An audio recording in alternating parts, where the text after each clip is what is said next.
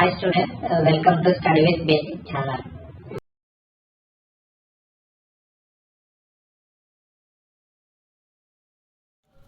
Third method వచ్చేసి మనకు step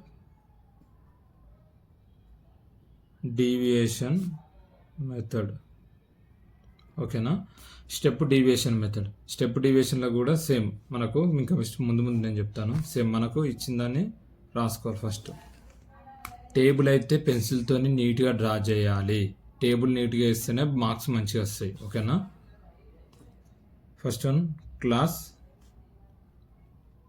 interval, తర్వాత వచ్చేసి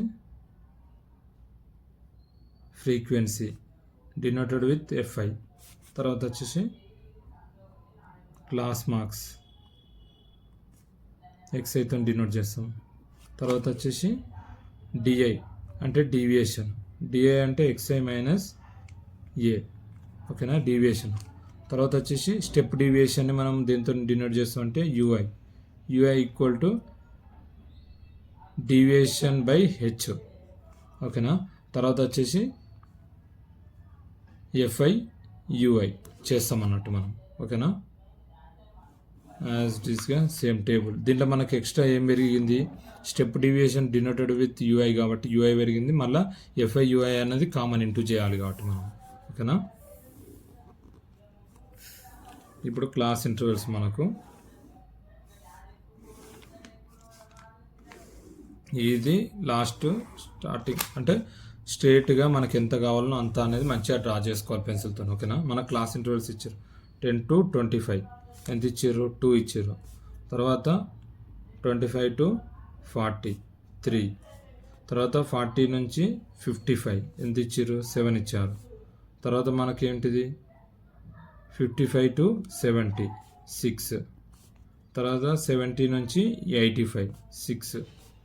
85 నుంచి 100 ఎంత ఇచ్చారు, 6 ఇచ్చారు. క్లాస్ ఇంటర్వెల్ అంటే upper limit plus lower limit divided by 2. 10 plus 25 divided by 2 ఎంత, 35 డివైడెడ్ బై 2 ఏమన్నా ఎంత వస్తుంది మనకు, 17.5. సేమ్ అట్లనే 25 plus 40 divided by 2 32.5. 40 plus 55 divided by 2 ఏమవుతుంది, 47.5.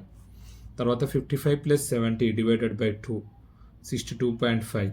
తర్వాత 70 ప్లస్ 85 డివైడెడ్ బై 2 ఏమవుతుంది, 77.5. 85 ప్లస్ 100 ప్లస్ డివైడెడ్ బై 2 ఎంత అవుతుంది, 92.5. ఓకేనా, సేమ్ ఇవరిదాకా మనం చెప్పినట్టే దీంట్లో మనం ఏ వాల్యూ కనుక్కోవాలి. ఏ వాల్యూ మనం ఏం తీసుకుందాం, నేను చెప్పినట్టు సేమ్ మిడిల్ది తీసుకుందాం, లేకపోతే ఈవెన్ నెంబర్స్ ఉంటే పైన నుంచి థర్డ్ నెంబర్ తీసుకోండి. ఇది ఏ వాల్యూ, దీన్ని పెన్సిల్తో ఇలా మార్క్ చేయాలి మనం చెప్తున్నట్టు.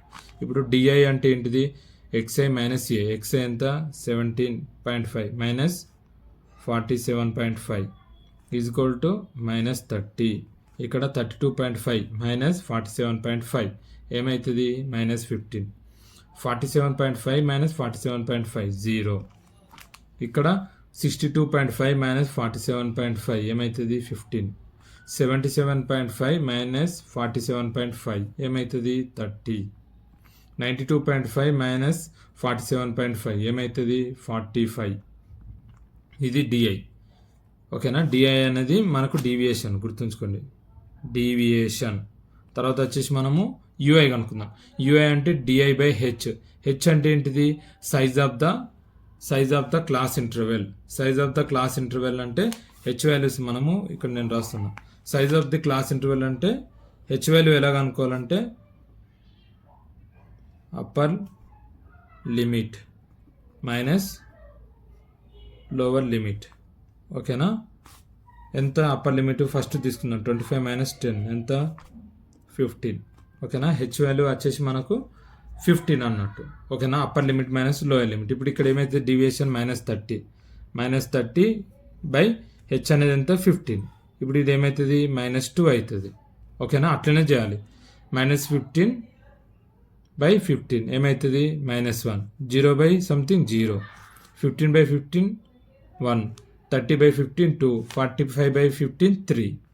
ఓకేనా, ఇప్పుడు మనము FI UI కనుక్కున్నాం. FI ఎంత, ఫ్రీక్వెన్సీ 2, U ఎంత 2.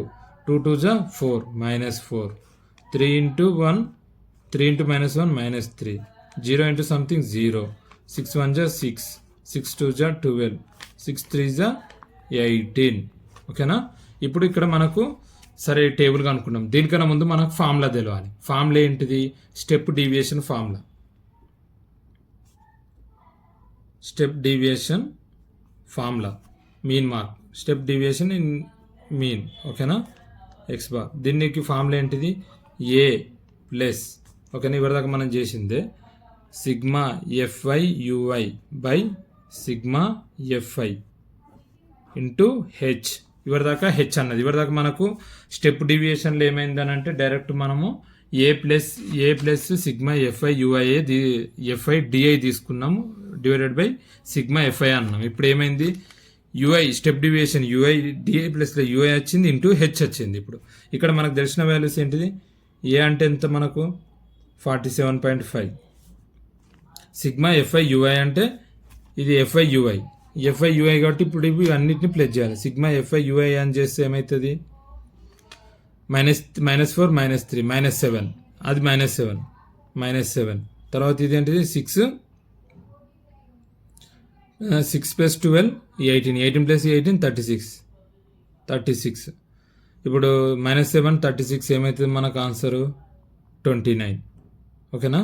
తర్వాత sigma f i UI equal to 29 వచ్చింది. తర్వాత ఏం కనుక్కోవాలి? సిగ్మా ఎఫ్ఐ అంటే ఫ్రీక్వెన్సీస్ మొత్తం ప్లస్ చేయాలి.